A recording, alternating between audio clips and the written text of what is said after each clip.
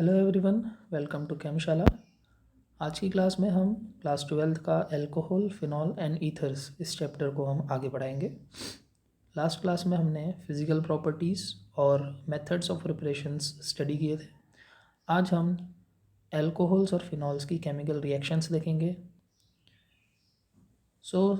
सबसे पहले हम स्टार्ट कर रहे हैं रिएक्शंस ऑफ अल्कोहल्स से।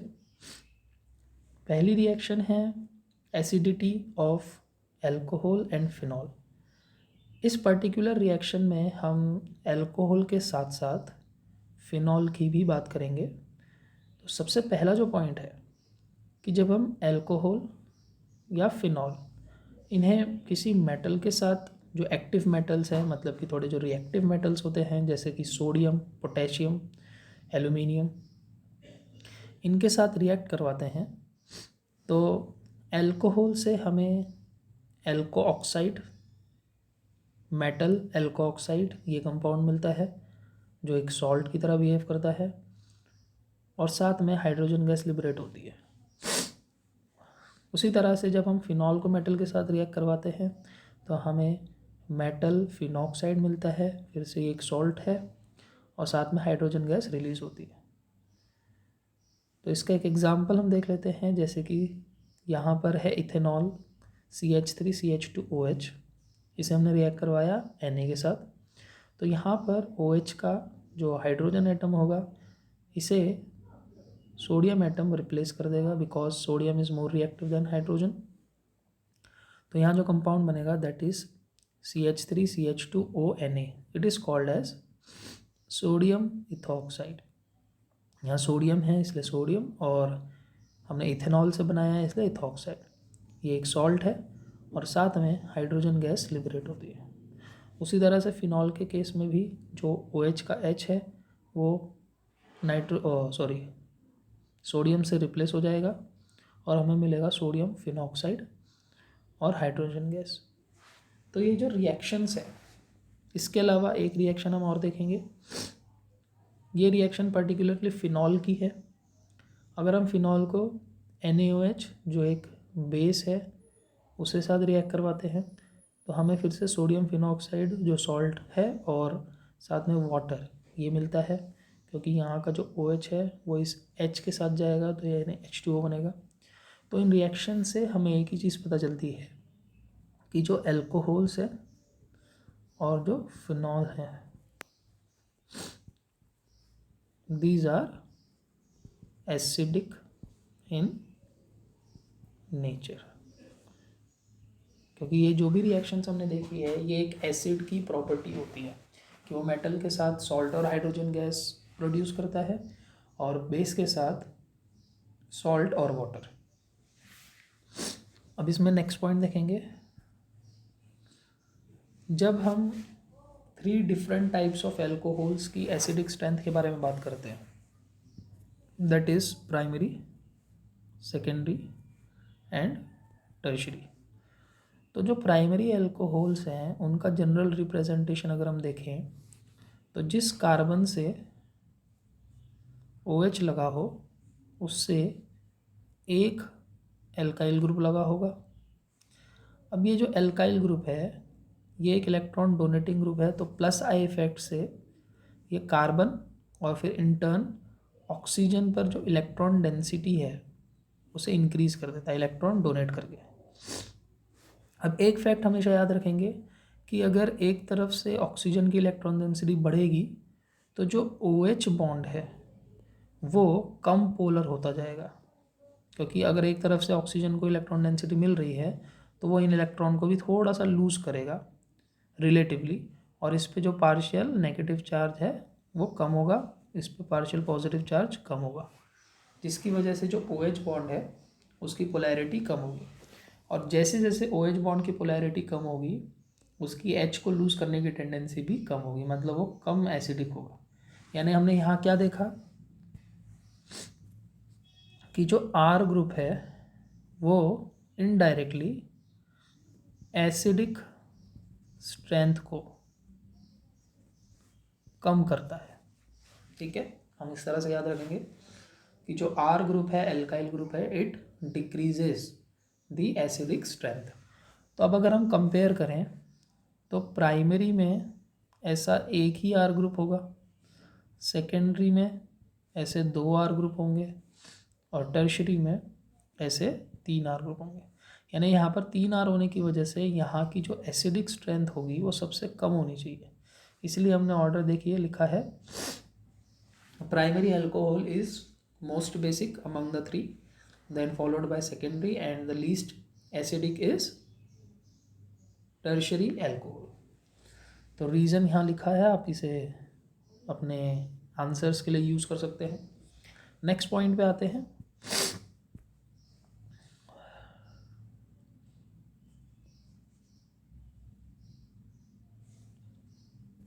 अब नेक्स्ट पॉइंट है कि जो अल्कोहल होते हैं वो वाटर के कंपैरिजन में वीकर एसिड्स होते हैं। मतलब कि अगर मैं अल्कोहल और वाटर इनकी बात करूं तो इसमें से ज़्यादा एसिडिक होगा वाटर। अब ऐसा क्यों होता है? क्योंकि हम बात कर रहे हैं एसिडिक नेचर की, है ना। तो हम इनको दोनों को अभी फ़िलहाल एसिड कंसिडर कर रहे हैं। तो जब ये अपना H लूज़ करेंगे तो ये बन जाएगा RO नेगेटिव, और वाटर जो है वो बन जाएगा OH नेगेटिव।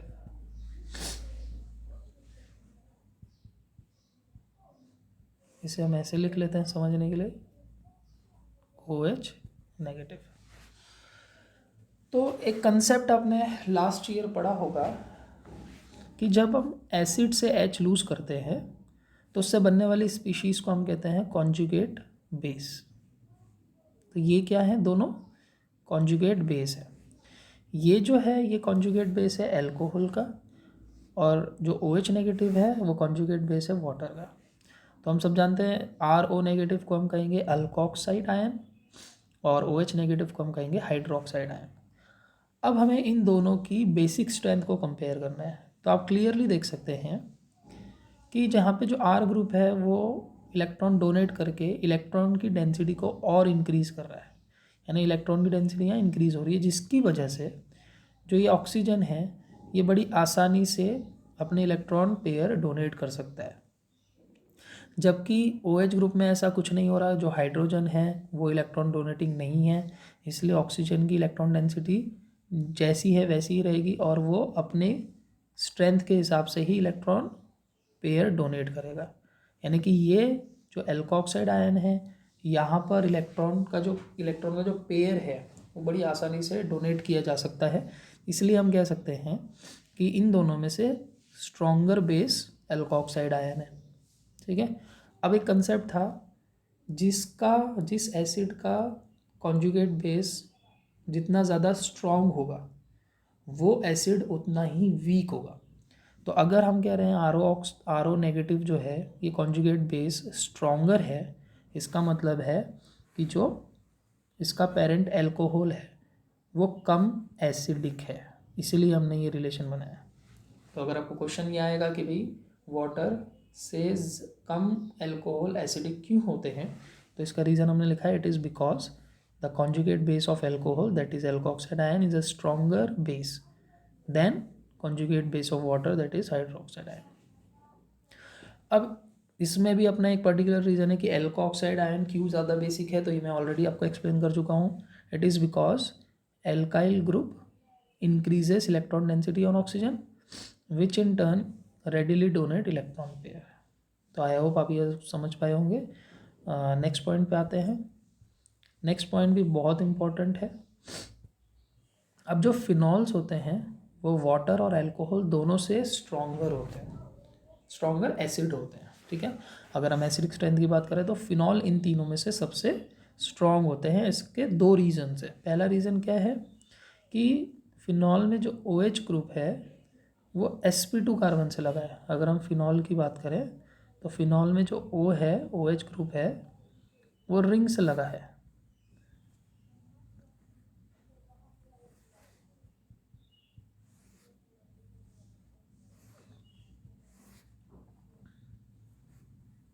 ठीक है। तो ये जो पर्टिकुलर कार्बन है ये कैसा है, sp2। अब देखिए sp2 होने से क्या होता है कि अगर मैं इसी के साथ नॉर्मल अल्कोहल को कंपेयर करूं तो इसमें जो कार्बन होगा, जिस कार्बन से O अटैच होगा वो होगा sp3। अब sp2 कार्बन जो है वो sp3 से ज़्यादा इलेक्ट्रोनेगेटिव होता है। तो यहाँ क्या होगा कि जितनी आसानी से जो ऑक्सीजन है वो इलेक्ट्रॉन ले पा रहा है उसे ये sp2 कार्बन कुछ ना कुछ रेजिस्ट करेगा। यानी कि यहाँ पर जो ऑक्सीजन है उसकी इलेक्ट्रॉन डेंसिटी रिलेटिवली कम होगी एज़ कम्पेयर टू एल्कोहल। और मैंने पहले ही कहा था कि जितनी ऑक्सीजन पे इलेक्ट्रॉन डेंसिटी कम होगी, ये जो बॉन्ड है OH बॉन्ड ये उतना ही पोलर हो जाएगा। यानी OH बॉन्ड की पोलैरिटी यहाँ पर फिनॉल में ज़्यादा है, और जितना जो बॉन्ड पोलर होता है वो उतनी आसानी से हम ब्रेक कर सकते हैं। यानी कि फिनॉल जो है वो रिलेटिवली आसानी से अपना H लूज़ कर सकते हैं। इसीलिए ये पहला रीज़न है जिसकी वजह से हम कह सकते हैं कि फिनॉल्स आर स्ट्रॉन्गर एसिड। ठीक है। तो पहला पॉइंट जो है वो OH की बॉन्ड की पोलैरिटी से रिलेटेड है। दूसरे पॉइंट पे आते हैं। Second point is conjugate base of phenol, जिसको हम कहते हैं phenoxide ion, is more stable than that of alkoxide ion due to delocalization of negative charge on aromatic ring। अब यहाँ क्या होता है कि जैसे अब हम फिनॉल से H निकालते हैं तो यहाँ बन जाएगा फिनॉक्साइड आयन। ठीक है। और वैसे ही हमने देखा था अल्कोहल से क्या बनता है, एल्कोक्साइड आयन। तो फिर से हम कॉन्जुगेट बेस वाला कंसेप्ट यहाँ यूज़ कर रहे हैं। अब ये दोनों जो हैं ये है कॉन्जुगेट बेस। अब इन दोनों कॉन्जुगेट बेस में से जो हमारा फिनॉक्साइड आयन है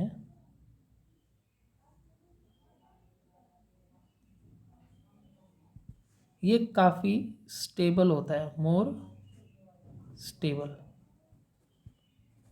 अब स्टेबल क्यों है, तो आप ये देख सकते हैं यहाँ पर ये मैंने स्ट्रक्चर्स बनाए हैं इन रेजोनेंस की वजह से। क्योंकि यहाँ पर जो नेगेटिव चार्ज है वो रिंग के पाई बॉन्ड के साथ अल्टरनेट है, कॉन्जुगेशन में है, तो वो वहाँ स्टेबल ना रहकर वहाँ से डीलोकलाइज होता है और पूरी रिंग पर यहाँ पर डीलोकलाइज होता है, जिसकी वजह से ये जो ओवरऑल स्पीशीज़ हम देख रहे हैं ये स्टेबल हो जाती है रिलेटिवली। और ऐसा यहाँ पर एल्कोक्साइड आयन में नहीं हो रहा है, इसलिए एल्कोक्साइड आयन कम स्टेबल है।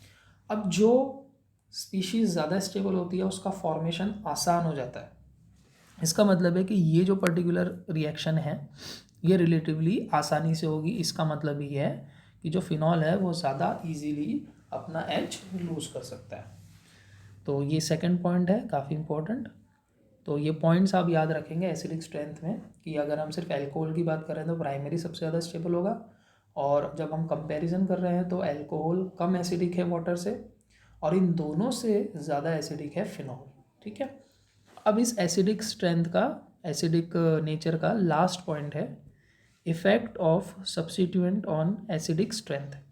तो हमें दो पॉइंट इंपॉर्टेंट याद रखने हैं कि जैसे जिस कार्बन से OH लगा है अगर उससे आगे चल के कोई इलेक्ट्रॉन विड्रॉइंग ग्रुप लगाओ, इलेक्ट्रॉन विड्रॉइंग ग्रुप जो अपनी तरफ इलेक्ट्रॉन पेयर अट्रैक्ट करता है, तो इसकी वजह से जो एसिडिक स्ट्रेंथ है वो बढ़ती है। और अगर आगे इलेक्ट्रॉन डोनेटिंग ग्रुप लगा हो जो इलेक्ट्रॉन डेंसिटी बढ़ाता है कार्बन की और ऑक्सीजन की, तो वो एसिडिक स्ट्रेंथ को कम करेगा। तो इसका एग्जांपल देख लेते हैं। जैसे मान लीजिए एक केस में हमारे पास है OH और इसके ऑर्थो या पैरा पोजीशन पे हमने लगा दिया CH3। फिर दूसरा कंपाउंड हम ले रहे हैं OH और हमने अब लगा दिया NO2। तो अब देखिए यहाँ पर जो NO2 है वो विड्रॉइंग है, अपनी तरफ खींचेगा। जिसकी वजह से ओवरऑल इफेक्ट पड़ेगा ऑक्सीजन पर, इसकी इलेक्ट्रॉन डेंसिटी जो है यहाँ पे कम हो जाएगी। फिर से इलेक्ट्रॉन डेंसिटी कम होने से जो OH बॉन्ड की पोलैरिटी है वो बढ़ जाएगी, और OH बॉन्ड की पोलैरिटी बढ़ने से आसानी से H रिमूव हो जाएगा। लेकिन यहाँ उल्टा होगा, यहाँ पर जो CH3 है वो डोनेटिंग है, डोनेटिंग होने की वजह से वो ऑक्सीजन की इलेक्ट्रॉन डेंसिटी जो है वो इंक्रीज़ कर रहा है। ऑक्सीजन की इलेक्ट्रॉन डेंसिटी इंक्रीज होने से OH बॉन्ड की पोलैरिटी कम होगी, H आसानी से लूज नहीं हो पाएगा, यानी कि इन दोनों में से ज़्यादा एसिडिक होगा और पैरा नाइट्रोफिनॉल। तो यानी विड्रॉइंग ग्रुप जहाँ भी दिखेगा अगर आप ऑर्थो या पैरा पोजीशन पे, तो वहाँ पर एसिडिक स्ट्रेंथ हमेशा ज़्यादा होगी। अब अगर हम कुछ ना लगाएं, सिर्फ फिनॉल ने, तो ऑब्वियस सी बात है कि फिनॉल की एसिडिक स्ट्रेंथ इन दोनों के बीच में होगी, मतलब कि इस कंपाउंड से ज़्यादा होगी और इस कंपाउंड से कम होगी। ठीक है, तो इस पे बेस्ड आपको अरेंज करने के लिए क्वेश्चंस आते हैं, तो अरेंजमेंट आपको करनी पड़ेगी। लास्ट पॉइंट भी इंपॉर्टेंट है, कई बार क्या होता है कि जो अरेंजमेंट होती है वो एसिडिक स्ट्रेंथ के बेसिस पे ना होकर pKa की बेसिस पे होती है। अब pKa क्या है? pKa is nothing but the values which indicates the acidic strength. लेकिन याद रखना है कि एसिडिक स्ट्रेंथ से इनका रिलेशन इन्वर्स होता है, यानी कि अगर किसी की एसिडिक स्ट्रेंथ ज़्यादा है तो उसके pKa की वैल्यू उतनी कम होगी। तो जब भी आपको अरेंजमेंट के लिए आएगा तो आप इस बात का ध्यान रखेंगे कि अगर pKa के बेसिस पे आ रहा है तो एसिडिक स्ट्रेंथ के रिवर्स ऑर्डर में आपको अरेंज करना है।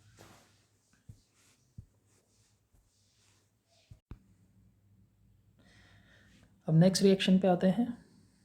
सेकेंड रिएक्शन है एस्टरिफिकेशन। तो ये रिएक्शन आप ऑलरेडी 10th क्लास में पढ़ चुके हैं। इसमें हम एल्कोहल या फिनॉल, क्योंकि दोनों में OH ग्रुप होता है, इसकी रिएक्शन या तो कार्बोक्सिलिक एसिड के साथ करते हैं या अनहाइड्राइड।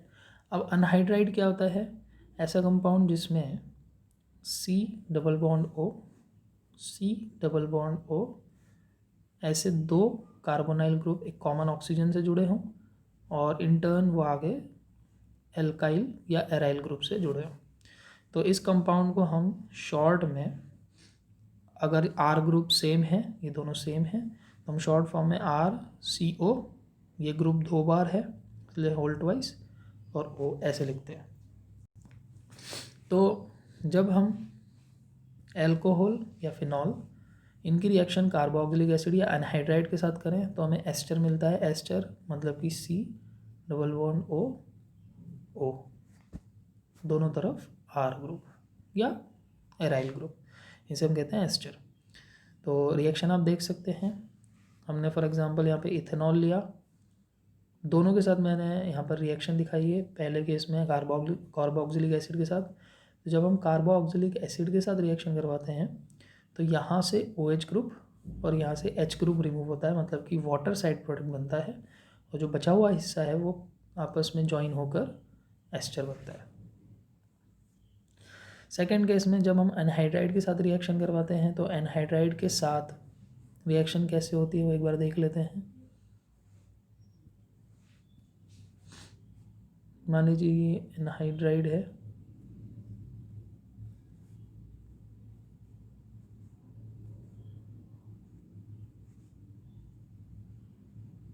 ठीक है, प्लस यहाँ पे हमने एल्कोहल ले लिया ROH। तो अब यहाँ पे ये जो ग्रुप है ये अलग हो जाएगा, क्योंकि हमेशा CO बॉन्ड ब्रेक होता है, तो CO बॉन्ड ब्रेक होने से कार्बन पे पॉजिटिव आएगा और इसलिए यहाँ से ये OH नेगेटिव अपने साथ कंबाइन करके अब क्या बना, RC डबल बॉन्ड OH। तो ये साइड प्रोडक्ट बनता है एसिड, यहाँ पर आप देख सकते हैं साइड प्रोडक्ट। जो बचा हुआ हिस्सा है अगर आप देखें तो RCOO और यहाँ से RC डबल बॉन्ड OR, यही था हमारा एस्टर। तो इस तरह से एस्टरिफिकेशन रिएक्शन होती है। अब इसका एक कमर्शियल यूज़ आपके सिलेबस में है कि हम अगर अल्कोहल के फॉर्म में अगर सैलिसिलिक एसिड लेते हैं, सैलिसिलिक एसिड में बेंजीन रिंग पर ऑर्थो पोजीशंस पे OH और COOH ग्रुप लगा होता है, तो इसमें जो पार्टिसिपेट करेगा वो OH ग्रुप करेगा। और यहाँ पे एनहाइड्राइड हमने लिया कमर्शियली, तो फिर से वैसे ही रिएक्शन होगी, एनहाइड्राइड से साइड प्रोडक्ट बनेगा एसिटिक एसिड, और जो H है उसकी जगह पर एसिटाइल ग्रुप लग जाएगा COCH3। तो ये जो कंपाउंड बनता है इसे हम कहते हैं एसिटाइल, क्योंकि ये एसिटाइल ग्रुप है जो हमने मार्क किया है। और बचा हुआ था सैलिसिलिक एसिड, तो इसका केमिकल नेम होता है एसिटाइल सैलिसिलिक एसिड, और इसका कमर्शियल नेम है एस्पिरिन। तो ये जो एस्पिरिन है ये एक इम्पॉर्टेंट एक्टिव इंग्रेडिएंट है डिस्प्रिन। अगर हम देखें टैबलेट्स हम लेते हैं तो मेडिसिन्स बनाने के लिए ये यूज़ होता है, क्योंकि ये जो एस्पिरिन है इसके अंदर एनाल्जेसिक प्रॉपर्टी होती है। एनाल्जेसिक का मतलब है जो पेन रिलीवर्स होते हैं, ठीक है, तो उसमें ये यूज़ होता है। तो नेक्स्ट पॉइंट पे आते हैं। थर्ड रिएक्शन है विथ PCl3 PCl5। देखिए जब हम एल्कोहल को जिसमें OH ग्रुप हो, PCl3 PCl5 या SOCl2, इन तीन रिएजेंट्स में से किसी के साथ भी रिएक्ट करवाते हैं, तो जो आपको याद रखना है वो यही है कि OH ग्रुप रिमूव होकर वहाँ पे Cl ग्रुप आ जाएगा। ये बहुत ही सिंपल सा आपको याद रखना है कि एल्कोहल कैसा भी हो, जो OH ग्रुप होगा उसकी जगह पर Cl ग्रुप रिप्लेस हो जाएगा। तो एग्जाम्पल देखें तो CH3CH2OH PX3 PX5। अब यहाँ पे XCl भी हो सकता है, Br भी हो सकता है, ठीक है, Cl या Br, तो आप Br भी लगा सकते हो डिपेंडिंग ऑन कि हमने कौन सा रिएजेंट लिया है। तो यहाँ पे OH हट के यहाँ पे X लग जाएगा। बस इतनी सिंपल सी रिएक्शन है, simple replacement reaction. Next with hydrogen halide. अब हाइड्रोजन हैलाइड्स का मतलब होता है HX। जब इसके साथ हम हैलोजन की रिएक्शन करवाते हैं, एल्कोहल की रिएक्शन करवाते हैं, तो यहाँ से H और यहाँ से OH मतलब वाटर रिमूव होता है और RX बनता है, मतलब कि यहाँ पे हेलो कंपाउंड्स बनते हैं, ठीक है। अब ये रिएक्शन इंपॉर्टेंट इसलिए है क्योंकि ये रिएक्शन एक टेस्ट की तरह काम करती है। It acts as a chemical test to distinguish primary, secondary and tertiary alcohol. अगर हमारे पास किसी एक टाइप के एल्कोहल का सॉल्यूशन है और हमें आइडेंटिफाई करना है कि वो प्राइमरी है, सेकेंडरी है, टर्शरी है, तो हम इस रिएक्शन को यूज़ कर सकते हैं एज अ लुकास टेस्ट, ये आप याद रखेंगे। अब इसमें हम क्या करते हैं, तो जो भी एल्कोहल हमारे पास है अननोन जिसे हमें आइडेंटिफाई करना है, उसकी रिएक्शन हम करवाते हैं लुकास रिएजेंट से। What is Lucas reagent? Mixture of concentrated HCl and ZnCl2। आप ये याद रखेंगे। तो होता क्या है कि अगर प्राइमरी एल्कोहल होगी तो देखो सबसे पहले तो ये याद रखो कि जो यहाँ पर ROH है एल्कोहल, वो कन्वर्ट हो रहा है RX में, ठीक। अब हमने फर्स्ट चैप्टर में हेलो एल्केन्स में देखा था कि जो हेलो एल्केन्स होते हैं वो वाटर में आसानी से सॉल्युबल नहीं होते। तो यहाँ भी ऐसा ही होगा कि जो प्राइमरी होगा वो तो फिर भी थोड़ा बहुत सॉल्युबल रहेगा, जिसकी वजह से यहाँ पर जब सॉल्यूशन बनेगा तो उसमें टर्बिडिटी का मतलब ये होता है एक तरीके से कि वहाँ प्रेसिपिटेशन या कोई ऐसा कंपाउंड जो सॉल्युबल नहीं है वो दिखाई दे, तो उसको हम कहते हैं टर्बिडिटी। लेकिन प्राइमरी फिर भी थोड़ा ज़्यादा सॉल्युबल रहता है, इसलिए यहाँ पे टर्बिडिटी हमें रूम टेम्परेचर पे लगभग नहीं दिखाई देगी। अगर हम सेकेंडरी अल्कोहल लेते हैं तो हमें थोड़ी देर बाद या शेक करने पर टर्बिडिटी दिखाई देगी, क्योंकि इसकी जो सॉल्युबिलिटी है वो थोड़ी कम रहती है। और सबसे कम सॉल्युबिलिटी टर्शरी होने की वजह से हमें जैसे ही हम रिएक्शन करेंगे इंस्टेंट टर्बिडिटी नज़र आएगी। तो इन तीन अलग अलग ऑब्जर्वेशंस के बेसिस पे हम आइडेंटिफाई कर सकते हैं कि एल्कोहल किस टाइप का है। तो ये बहुत इंपॉर्टेंट है, एग्जामिनेशन पॉइंट ऑफ व्यू आप इसको याद रखेंगे। नेक्स्ट रिएक्शन है डिहाइड्रेशन। तो डिहाइड्रेशन का मतलब होता है रिमूवल ऑफ वाटर, ठीक है। ये हाइड्रेशन का बिल्कुल अपोजिट है। यहाँ पर हम जब एल्कोहल की रिएक्शन कंसनट्रेटेड H2SO4 या H3PO4 के साथ करते हैं और इसे हीट करते हैं तो वाटर मॉलिक्यूल रिमूव होता है और हमें एल्कीन मिलता है। जबकि हाइड्रेशन में क्या हो रहा था, एल्कीन से वाटर ऐड होकर एल्कोहल मिल रहा था, ठीक है। रिएजेंट आप याद रखेंगे। दूसरी बात यह है कि जो 3 डिफरेंट टाइप्स ऑफ एल्कोहल्स हैं उनकी जो डिहाइड्रेटिंग एबिलिटी है वो अलग अलग है। सबसे आसानी से डिहाइड्रेट हो सकते हैं टर्शरी, इसलिए आप देख सकते हैं कि टर्शरी के लिए हमें बहुत स्ट्रॉन्ग कंडीशंस नहीं चाहिए, हमें सिर्फ 20% H3PO4 चाहिए और टेम्परेचर भी रिलेटिवली कम है, वो आसानी से कन्वर्ट हो रहा है एल्कीन में।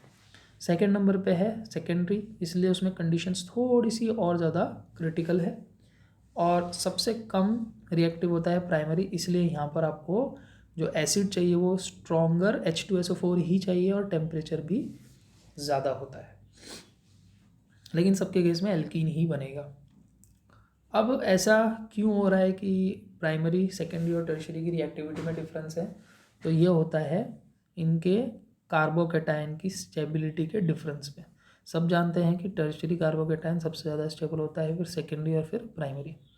तो जिसका कार्बोकैटायन जितना ज़्यादा स्टेबल रहेगा उसकी रिएक्टिविटी भी उतनी ज़्यादा होगी। ये हम मैकेनिज़्म से भी समझ सकते हैं, आपको सिलेबस में डिहाइड्रेशन का भी मैकेनिज़्म है, जैसे हमने हाइड्रेशन का देखा था। इस पे भी डायरेक्ट क्वेश्चन आ सकता है कि write down the hydration mechanism of dehydration. तो एज इट इज़ जैसे हमने यहाँ पे रिप्रेजेंट किया है, 3 स्टेप्स आपको रिप्रेजेंट करनी होगी। तो स्टेप बाय स्टेप समझते हैं। सबसे पहली स्टेप होती है फॉर्मेशन ऑफ प्रोटोनेटेड अल्कोहल।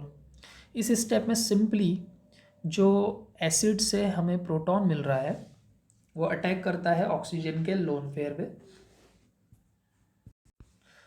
और उससे बनता है हमारा ऑक्सोनियम आयन, क्योंकि ऑक्सीजन लोन पे दे रहा है उस पर पॉजिटिव चार्ज आ जाएगा। ठीक है, इसी को कहते हैं प्रोटोनेशन। सेकेंड स्टेप में कार्बोकैटायन फॉर्म होता है। अब देखिए, क्योंकि ये जो ऑक्सीजन है ये पॉजिटिव हो चुका है और वो इलेक्ट्रोनेगेटिव है, तो वो अपने इस पॉजिटिव चार्ज को रिमूव करने के लिए जो कार्बन के साथ उसका बॉन्ड होता है उसके दोनों इलेक्ट्रॉन एक्सेप्ट कर लेता है, अपनी तरफ खींच लेता है, और ये पूरा जो पार्ट है ये वाटर बन के रिमूव हो जाता है। ठीक है, अब अगर आप बचे हुए पार्ट को देखोगे तो जो पहला C है CH3 वो तो एज इट इज़ रहेगा, लेकिन जो दूसरा कार्बन है उसका इलेक्ट्रॉन जाने की वजह से अब उस पर पॉजिटिव चार्ज आ जाएगा, यानी सेकेंड स्टेप में कार्बोकैटायन फॉर्म होता है।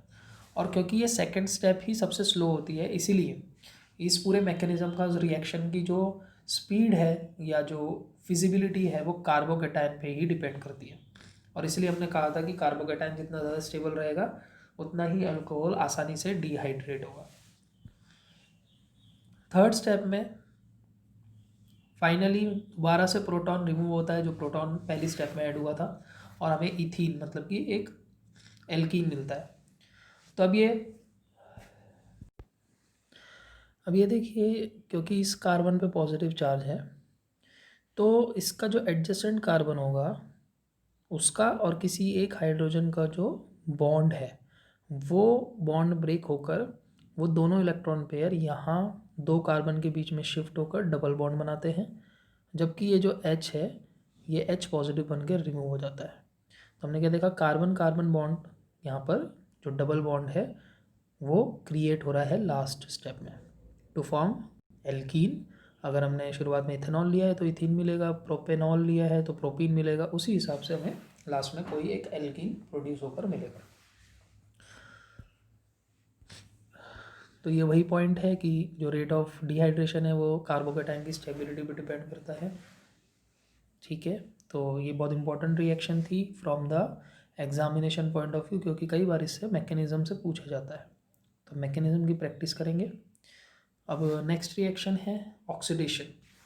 तो ऑक्सीडेशन में क्या होता है कि जब हम एक सुटेबल ऑक्सीडाइजिंग एजेंट के साथ अल्कोहल की रिएक्शन करवाते हैं तो अल्कोहल में से 2 हाइड्रोजन एटम रिमूव होते हैं, और अब हम सब जानते हैं कि हाइड्रोजन के रिमूवल को हम ऑक्सीडेशन, और दूसरी अगर हम देखें तो डीहाइड्रोजनेशन भी कहते हैं, रिमूवल ऑफ हाइड्रोजन।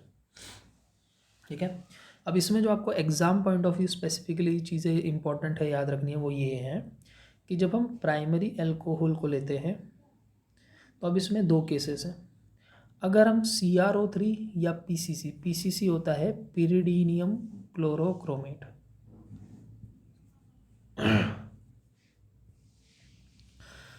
PCC का एक बार हम नाम लिख देते हैं,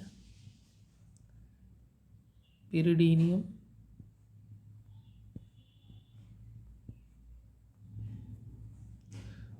क्लोरोक्रोमेट।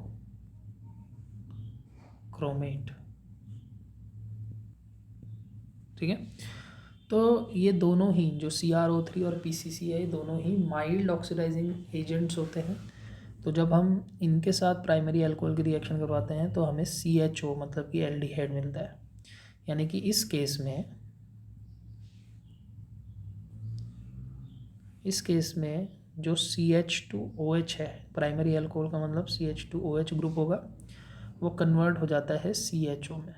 ये इंपॉर्टेंट है, आपको याद रखना है।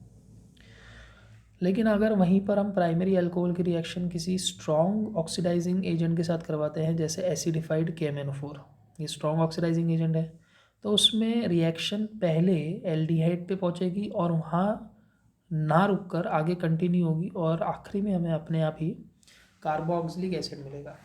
कार्बोक्सिलिक एसिड क्या होता है? COOH। यानी अगर हम स्ट्रॉन्ग ऑक्सीडेशन करेंगे तो CH2OH कन्वर्ट होगा COOH में, और अगर माइल्ड करेंगे तो कन्वर्ट होगा CHO में। ये आपको बहुत ही इंपॉर्टेंट पॉइंट है जो याद रखना है। अब अगर हम आगे देखें तो सेकेंडरी एल्कोहल में जो होता है CHOH,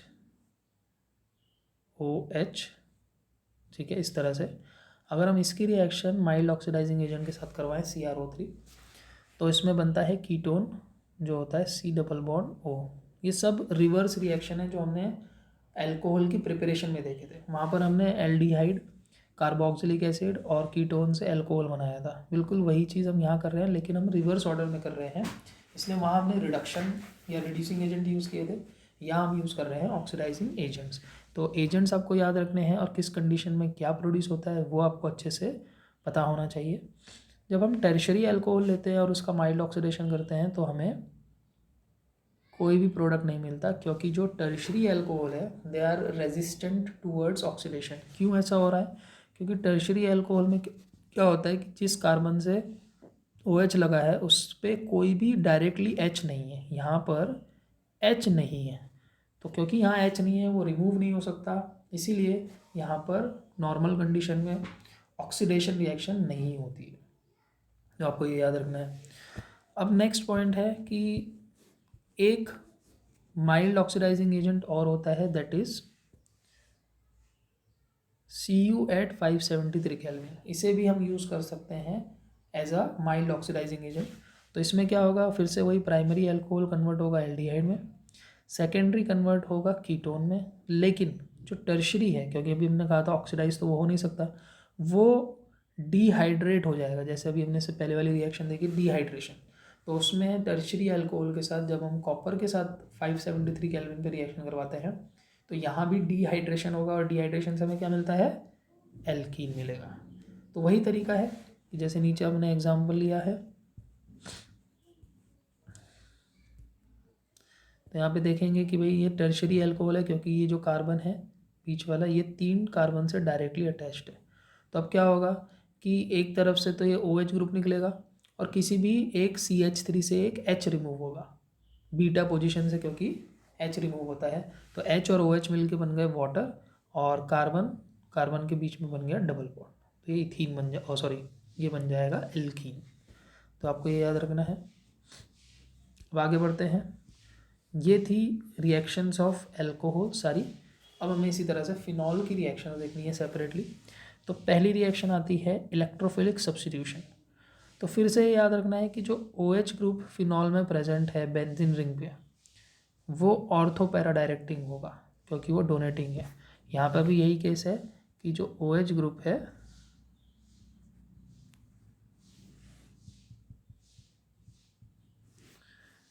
जो OH ग्रुप होता है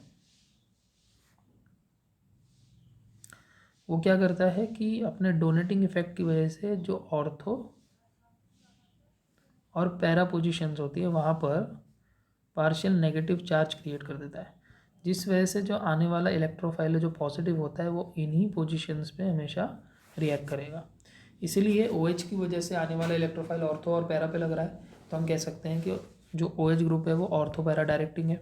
इसलिए यहाँ पर भी जो भी एग्जाम्पल्स हम देखेंगे वहाँ पे हमें 2 प्रोडक्ट्स मिलेंगे, एक ऑर्थो एक पैरा, और पैरा जो है वो फिर से मेजर होगा। तो एग्जाम्पल्स देख लेते हैं। पहला है नाइट्रेशन। अब नाइट्रेशन के दो केसेस हैं।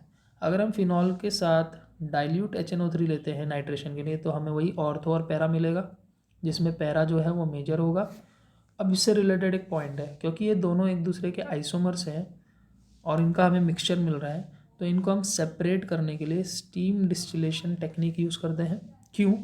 क्योंकि जिसमें से ऑर्थो आइसोमर है उसमें OH और NO2 बहुत पास होने की वजह से इनमें आपस में ही इंट्रामोलिकुलर हाइड्रोजन बॉन्डिंग होती है। और ये एग्जांपल आपने क्लास 11 में भी देखा है। क्योंकि यहाँ पे इंट्रामोलिकुलर हाइड्रोजन बॉन्डिंग है, इसका बॉइलिंग पॉइंट काफ़ी कम होता है, और क्योंकि बॉइलिंग पॉइंट कम है ये स्टीम वोलाटाइल होता है, यानी जो आसानी से वेपर्स बना ले। लेकिन जो हमारा पैरा आइसोमर है उसमें क्योंकि इंट्रामोलिकुलर हाइड्रोजन बॉन्डिंग नहीं हो सकती, तो उसमें इंटर मॉलिक्यूलर हाइड्रोजन बॉन्डिंग होती है और इसका बॉइलिंग पॉइंट ज़्यादा होता है, जिसकी वजह से जब हम स्टीम डिस्टिलेशन करते हैं तो जो ऑर्थो वाला आइसोमर है वो वेपर के फॉर्म में आसानी से सेपरेट हो जाता है। ठीक है, ये भी पॉइंट 1 मार्क के लिए कभी पूछा जा सकता है।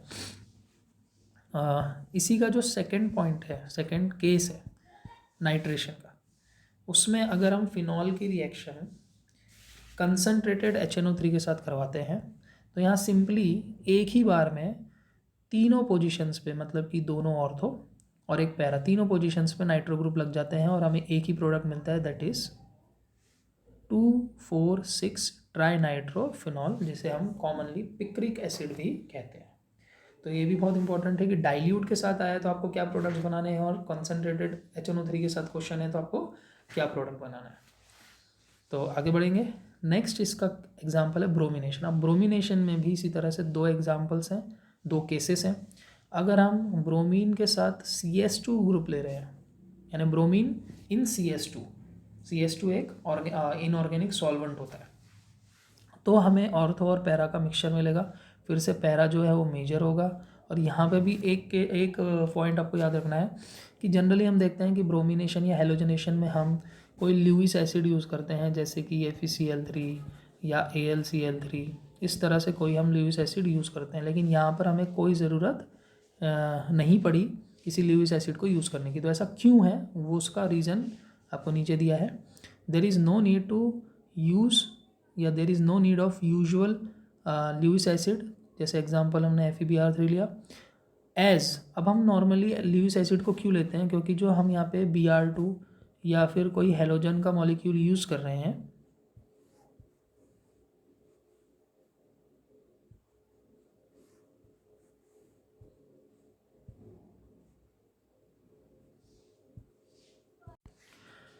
तो वो जो हेलोजन का मॉलिक्यूल होता है वो नॉन पोलर होता है।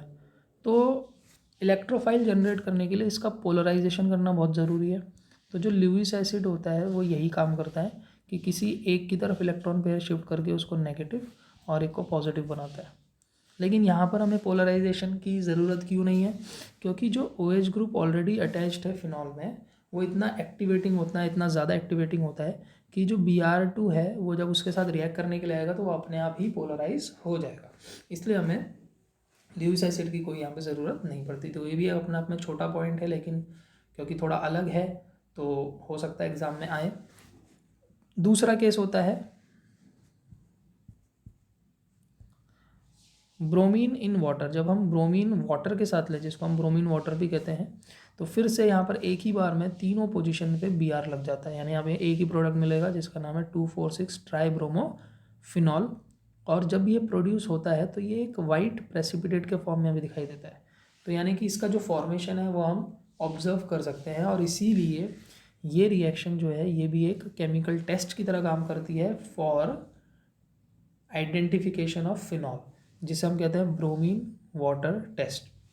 तो अगर मान लीजिए क्वेश्चन आता है chemical test to identify phenol, तो आप ये टेस्ट यूज़ कर सकते हैं कि जब हम ब्रोमीन वाटर के साथ उसकी रिएक्शन करवाएंगे तो हमें वाइट प्रेसिपिटेट मिलेगा। वो किसका होगा? 2,4,6 ट्राईब्रोमोफिनॉल। तो नेक्स्ट रिएक्शन देखते हैं। तो इलेक्ट्रोफिलिक सब्स्टिट्यूशन में हमें दो ही एग्जाम्पल थे, एक नाइट्रेशन और एक ब्रोमिनेशन। अब सेकेंड रिएक्शन पे आते हैं, दैट इज कोल्ब्स रिएक्शन। अब देखिए जो सेकेंड और थर्ड रिएक्शंस हैं इनको हम कहते हैं नेम रिएक्शंस, क्योंकि ये किसी साइंटिस्ट के नाम पे है। तो ये भी अपने आप में काफ़ी इंपॉर्टेंट है। जितनी भी नेम रिएक्शंस होगी उनका एक अलग इम्पोर्टेंस होता है।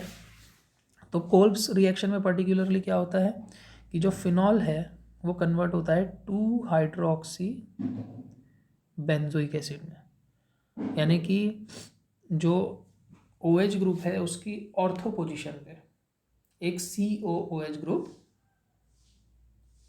अटैच हो जाता है। तो इसमें हम क्या करते हैं, सबसे पहले कि फिनॉल की रिएक्शन करवाते हैं NaOH के साथ, तो ये OH की जगह ONA हो जाएगा, सोडियम फिनॉक्साइड। ये पहला स्टेप। दूसरे स्टेप में हम CO2 फॉलोड बाय एसिडिफिकेशन ये करते हैं। तो अब यहाँ क्या होगा कि जो ऑर्थो पोजीशन पे H लगा था, क्योंकि बाकी की पोजीशंस पे तो H होते ही हैं, तो क्या होगा कि ये जो कार्बन हाइड्रोजन बॉन्ड है इसके बीच में ये जो CO2 के साथ हम रिएक्शन करवा रहे हैं,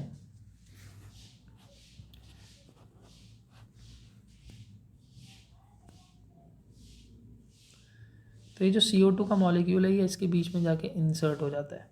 तो देखिए किस तरह से इंसर्ट होगा कि मान लीजिए ये कार्बन है, अब CO2 का मॉलिक्यूल एक तो होगा डबल बॉन्ड O और एक होगा सिंगल O। तो ये देखिए ये CO2 मॉलिक्यूल आ गया और इसका एक ऑक्सीजन हाइड्रोजन के साथ जुड़ता है, यानी कार्बन हाइड्रोजन वहीं रहते हैं लेकिन बीच में CO2 मॉलिक्यूल आ जाता है। तो ये क्या बन गया COOH। इसलिए सेकेंड यानी ऑर्थो पोजीशन पे यहाँ पे COOH ग्रुप प्रोड्यूस हो जाता है, अटैच हो जाता है। तो ये इसका लास्ट प्रोडक्ट है। और क्योंकि हमने एसिडिफाई भी किया था इसलिए ONA दोबारा कन्वर्ट हो जाता है OH में। तो इसे हम कहते हैं, अगर इसका केमिकल नेम देखें तो 2 हाइड्रोक्सी बेंजोइक एसिड, और अगर इसका कॉमन नेम देखें तो अभी हमने थोड़ी देर पहले देखा था कि ये सैलिसिलिक एसिड है। ठीक है, तो इसमें सैलिसिलिक एसिड प्रोड्यूस होता है।